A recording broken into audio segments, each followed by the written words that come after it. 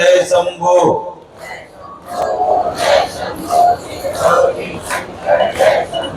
प्रिय बंधुओं, ये देखिए, मैं अभी जैसे मैं आया अभी, तो मेरे को जो गाड़ी मैंने खड़ा किया तो मैं देखा कि एक आदमी लेटा हुआ है। तो मैं बोला, भाई इतना धूप है, तेज धूप में ये क्यों लेटा हुआ है? वो चद्दर ओढ़ा हुआ था। तो मैंने देखा, हिलाया तो वो हिला नहीं। तो किसने बोला, ये तो महाराज पुतला है, ये हिलेगा नहीं, है ये शमशान घाट है। तो मैं बोला कि ये तो एक दिन तो सबके साथ होना ही है ना जी, कि नहीं बोला है? जैसे आप लोगों ने भागवत सुना तो उसमें एक प्रसंग आया कि परीक्षित जी का जो है 7वें दिन मौत हो जाएगा। तो आपने कभी सोचा कि हम लोगों को भी 7वें दिन ही होना है? 7 दिन ही होगा, 8वां दिन नहीं आएगा। आएगा दिन तो 7 ही होते हैं ना जी, कि अपना रविवार से लेकर सोमवार तक कितना दिन हुआ? ये सभी माता लोग बैठी हुई सभी समझते हैं कि 7 दिन में ही सबका काम तमाम होना है ना जी। जो ये दुनिया में कि जो आया है वो जाएगा है।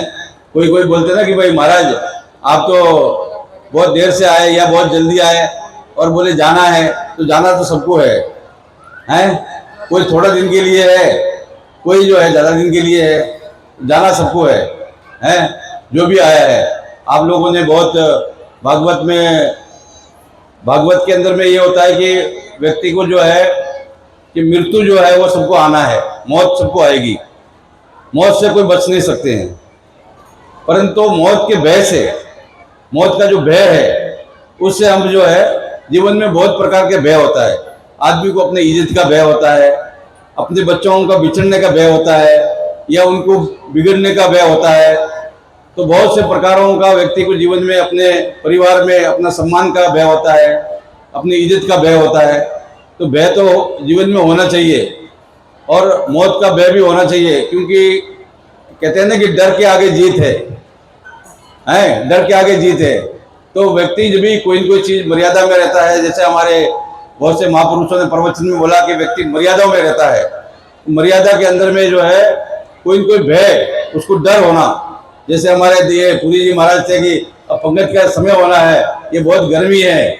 मैं बोला कि भाई हम तपोस्थली में आया हुए हैं, हमारा ये साधना स्थली है जहाँ गुरु लोगों ने तप किया है। और हमारे यहाँ पर जो है विशेष रूप से जो महाराज ने कहीं न कहीं हिम्मत किया, तो महाराज हिम्मत गिरी जी बन के पूजा हो रहा है उनका हिम्मत हुआ। और जहाँ मैं बोलता हूँ कि मोह वहाँ से जीव लोग जीव भूता सनातना, जहाँ पर संत लोग विराजमान हो जाते हैं, जहाँ संत रहने लग जाते हैं, वहाँ सनातन और धर्म बैठ जाता है, धर्म जो है वो स्थापित हो जाता है ना जी।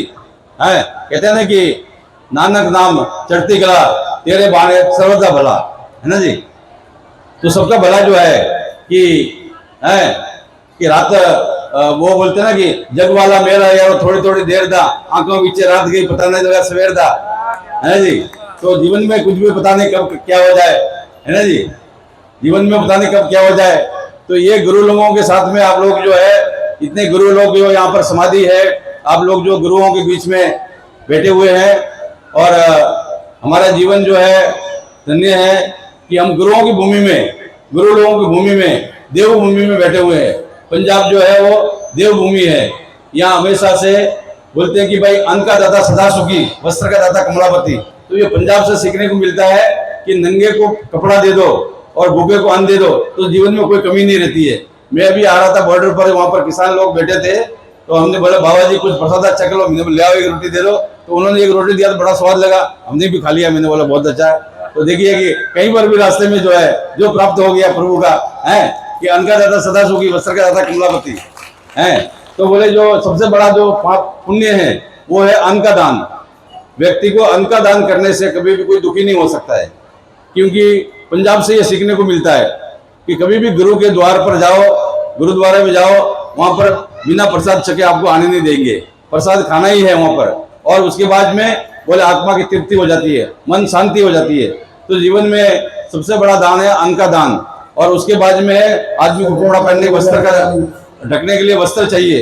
तो बोले कि ये जो है अपना कि वस्त्र का दाता जो है वो कमलापति, उनको लक्ष्मी का कमी नहीं रहती, धन की कमी नहीं रहती है। और जो जीवन में व्यक्ति जो है आपका अन्न को दान करता है वो कभी दुखी नहीं रह सकता, उसके जीवन में आनंद है, आनंद है, सुखी सुख है। आप लोग बोलते ना जैसे भाई के जीवन में बोले आनंद की अनुभूति कैसी होगी, तो हमको पंजाब से सीखना चाहिए कि आनंद आनंद हमारे यहाँ शास्त्रों में लिखा है कि कलयुग के अंदर में अन्न में प्राण है, अन्न जो है अन्न में प्राण है। तो ये हमको प्रसाद के रूप में कि अन्न का दाता सदा सुखी, वस्त्र का दाता कमलापति।